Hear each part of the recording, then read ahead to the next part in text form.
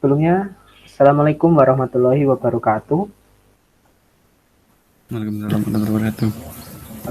Saya dengan teman kelompok saya, Hasan Malik Ibrahim, dan saya sendiri, Rizko Saputra, akan mempresentasikan hasil diskusi kami tentang sistem terdistribusi berbasis web. Pertama, kita akan tampilkan slideshow-nya dulu.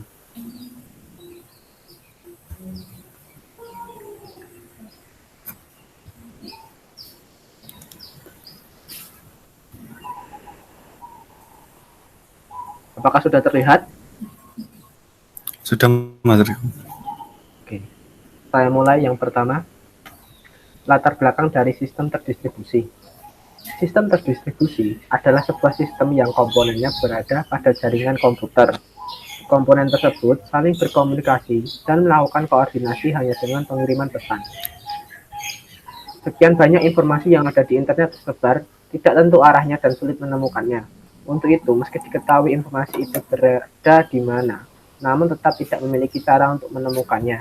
Hal ini menjadi masalah jika seseorang harus mencari informasi di internet. Karena itu, infrastruktur suatu organisasi informasi yang baik tidak ditemukan. Internet tidak dapat digunakan dengan segala potensialnya. Sebagai pemecah masalah ini, Gopher kemudian ditemukan oleh Universitas Michigan. Gopher adalah database informasi yang diatur oleh menu interface secara hierarki. Gopher didesain untuk mempersempit area pencarian dari informasi umum ke informasi yang spesifik dengan menawarkan pilihan topik dari berbagai macam lapisan. Untuk memperluas jumlah informasi yang dapat disediakan, Gopher terbukti lebih efisien sebagai cara untuk melokasi dan mendistribusi informasi dengan kemampuan yang terbatas. WWW, World Wide Web, dilahirkan dengan pembuatan HTTP, yaitu kepanjangan dari Hypertext Transfer Protocol dan HTML. Lewat penyatuan teks, gambar, grafik, video, suara, dan aplikasi interaktif, WWW atau World Wide Web telah menjadi media pertukaran informasi yang bisa dibandingkan dengan Gopher. Jaringan merupakan sebuah sistem operasi yang terdiri dari beberapa komputer dan perangkat jaringan lainnya yang bekerja sama dalam mencapai suatu tujuan yang sama. Pengertian lain dari suatu jaringan juga berhubungan langsung dengan penyampaian pesan yang bisa dilakukan melalui beberapa titik atau nodes yang terhubung satu sama lain, dengan atau tanpa kabel. Jaringan ini biasa digunakan oleh komputer maupun telepon untuk menyampaikan pesan melalui beberapa sistem yang ada pada komputer atau telepon itu sendiri. Jenis jaringan. Yang pertama kita ada Local Area Network atau bisa disebut sebagai LAN. Local Area Network atau umumnya disingkat sebagai LAN, dikarenakan jaringan ini hanya mencakup area kecil, seperti jaringan komputer gedung, kantor, kampus, rumah, sekolah maupun dengan lingkup yang lebih kecil. Tempat-tempat yang menyediakan koneksi LAN dengan teknologi Wi-Fi disebut sebagai titik akses atau hotspot. Jaringan ini sangat cocok untuk sebuah perusahaan yang hanya memiliki satu gedung saja. Kelebihan dan kekurangan dari LAN tersebut. Kelebihannya, yakni LAN ini dihubungkan dengan beberapa cara seperti kabel berpasangan, serat optik, kabel telepon, dan lampu inframerah, serta sinyal radio. Konfigurasi koneksi antara beberapa komputer dikenal sebagai topologi. Setiap topologi harus melakukan kerjasama yang umumnya ditemukan dalam jaringan, yaitu pesan dari satu komputer ke komputer lain, atau instruksi untuk melakukan tugas yang disimpan di jaringan. Kekurangan dari LAN ini hanya dapat menghubungkan serangkaian komputer yang ditemukan di area tertentu, seperti kampus, gedung, dan ruangan yang sering dikaitkan dengan mini komputer. Namun jarang bagi LAN untuk menjangkau lebih dari satu buah gedung. Metropolitan Area Network atau bisa disingkat sebagai MAN adalah jaringan di kota dengan transfer data berkecepatan tinggi yang menghubungkan beberapa tempat seperti kampus, kantor, pemerintah, dan lain-lain. Jaringan MAN adalah kombinasi dari beberapa LAN. Kisaran MAN ini adalah antara 10 dan 50 km. MAN ini juga adalah jaringan yang sangat sesuai untuk membangun jaringan antar kantor di kota atau antar pabrik atau lembaga dan kantor pusat yang berada dalam jangkauan. Kelebihan dan kekurangan dari MAN. Kelebihannya, yakni jaringan MAN dapat mencakup area yang lebih luas daripada LAN. MAN pada umumnya dioperasikan di bandara, dikombinasikan dengan beberapa sekolah atau dalam satu area. Dengan menjalankan koneksi yang besar, informasi dapat disebarluaskan lebih luas, cepat, dan sangat memiliki makna. Kekurangan dari MAN, yakni MAN ini hanya akan dapat berlaku jika komputer pribadi dapat bersaing atau yang bisa disebut sebagai terminal.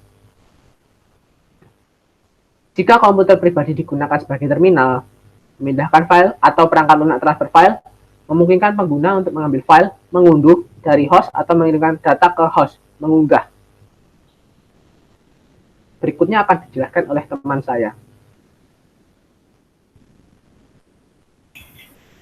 Untuk yang selanjutnya, jaringan Word Area Network atau WAN merupakan sebuah jaringan yang lebih mengacu pada istilah teknologi informasi yang diartikan dalam bahasa Inggris.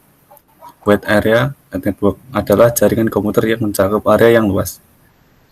Sebagai contoh, jaringan komputer antara wilayah-wilayah, perkotaan atau bahkan negara, atau diartikan juga sebagai jaringan komputer yang membutuhkan router dan saluran komunikasi publik.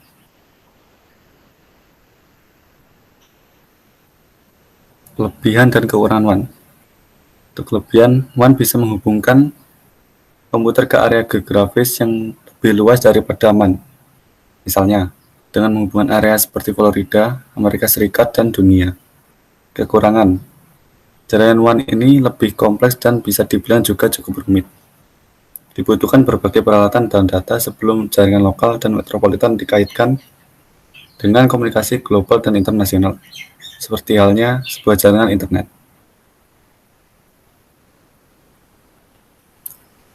World Wide Web atau WWW merupakan salah satu media penyebaran informasi yang telah menembus batasan-batasan pada media konvensional.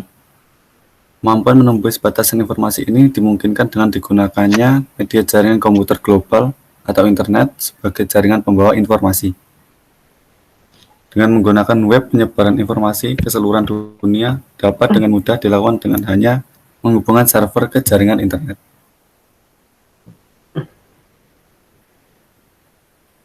Proses sistem terdistribusi. Prosesnya sendiri dijalankan secara bersamaan atau execute concurrently, di mana proses berinteraksi untuk bekerja sama dalam mencapai tujuan yang sama dan mengkoordinasikan aktivitas dan pertukaran informasi, yaitu pesan yang dikirim melalui jaringan komunikasi. Struktur sistem terdistribusi dapat dilihat dari gambar di bawah ini.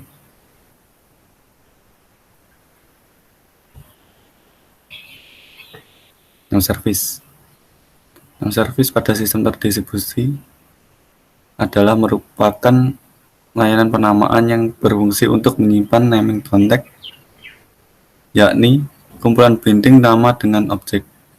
Tugasnya untuk meresolve nama dalam sistem terdistribusi. Nama digunakan untuk menunjuk ke suatu sumber yang beragam dan tersebar seperti komputer, layanan atau service, file, dan remote object. Service memiliki beberapa manfaat seperti komunikasi sebagai bagian dari email, resource sharing sebagai nama domain dari internet, location independence, yakni perubahan lokasi yang tidak menuntut perubahan nama, dan security.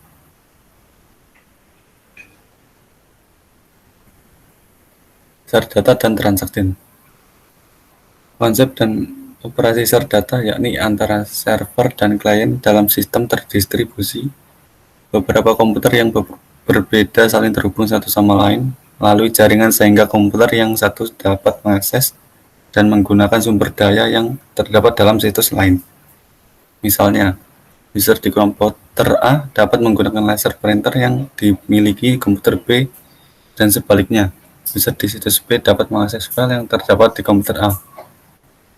Sedang untuk transaksi adalah transaksi pengiriman atau sending request ke sebuah server host dengan alamat IP atau IP address dengan format protokol server host tersebut dengan harapan server host melakukan apa yang pengiriman inginkan Dalam hal ini server host atau klien.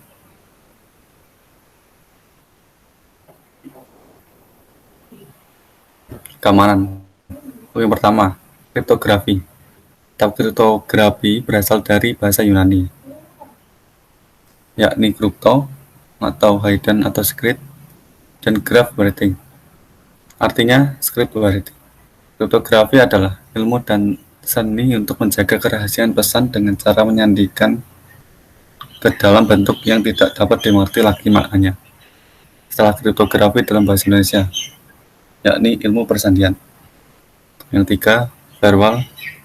Firewall adalah sebuah pembatas antara suatu jaringan lokal dengan jaringan lainnya, yang sifatnya publik sehingga setiap data yang masuk dapat diidentifikasi untuk dilakukan penyaringan, sehingga aliran data dapat dikendalikan untuk mencegah bahaya atau ancaman yang datang dari jaringan publik.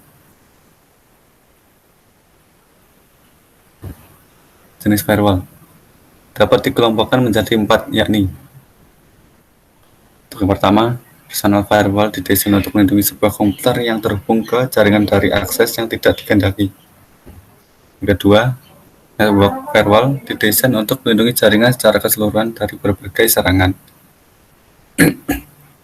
Yang ketiga, IP filtering firewall. Sebuah IP filtering firewall bekerja pada level paket. Yang keempat, proxy server. Cara kerja proxy server terlihat saat user terhubung dengan proxy server dengan perangkat lunak klien. Proxy server akan menduplikasi komunikasi tersebut.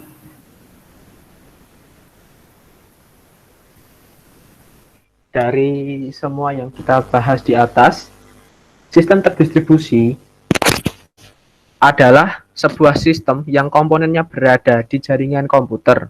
Komponen tersebut saling berinteraksi dan melakukan koordinasi hanya dengan pengiriman pesan atau message passing.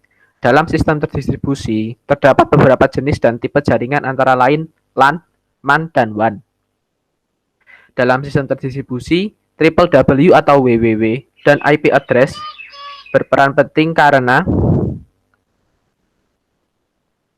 World Wide Web atau WWW merupakan jaringan sumber informasi berbasis komputer yang mengkombinasikan teks dengan multimedia atau kumpulan sumber daya internet. Informasi pada World Wide Web itu dapat diakses dan ditemukan di internet, jaringan komputer global. Peran Internet Protocol Address atau IP address dalam sistem terdistribusi. Pertama, IP address sebagai identitas suatu alamat perangkat. Kedua, IP address sebagai alat identifikasi interface atau host. Dalam prosesnya, sistem terdistribusi terdiri dari file, name service, share, data, dan transaction. Yang menjadi inti dari sistem terdistribusi, kriptografi dapat pula diartikan sebagai ilmu atau seni untuk menjaga keamanan pesan pada prinsipnya. Kriptografi memiliki 4 komponen utama, yaitu plain text, yang dimana memiliki arti pesan yang dapat dibaca. Ciphertext, yaitu pesan acak yang tidak dapat dibaca. Key, yakni kunci untuk melakukan teknik, dan kriptografi algoritma, yaitu metode untuk melakukan enkripsi dan deskripsi. Firewall berfungsi untuk memisahkan antara sebuah jaringan komputer menjadi 2 atau lebih untuk menjaga keamanan data.